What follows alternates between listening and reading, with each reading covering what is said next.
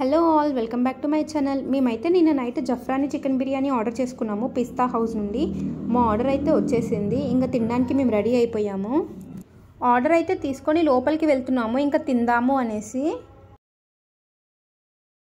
ఇక్కడైతే మనకి రైతా, సాలన్, ఇంకా ఆనియన్స్, లెమన్స్ ఇచ్చారు. నేను ప్యాకెట్ ఓపెన్ చేసి బౌల్లో సర్వ్ చేసుకుంటున్నాను. మీలో ఎంతమంది జఫ్రానీ బిర్యానీ తిన్నారో కింద కామెంట్ చేసేయండి, టేస్ట్ ఎలా ఉంటుందో.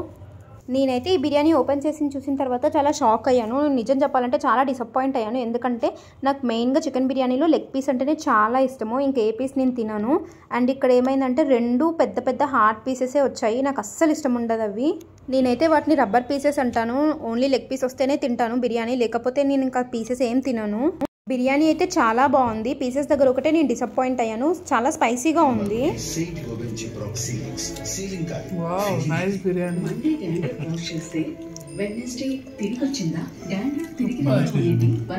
నేను మా తమ్ముడు బిర్యానీ తింటుంటే ఇంకా మా బాబు కూడా వచ్చేసాడు. నేను బిర్యానీ తింటాను. చూడండి ఎక్స్ప్రెషన్స్ ఎలా ఇస్తున్నాడు. చాలా బాగుంది. మాటల్లో అధికారం.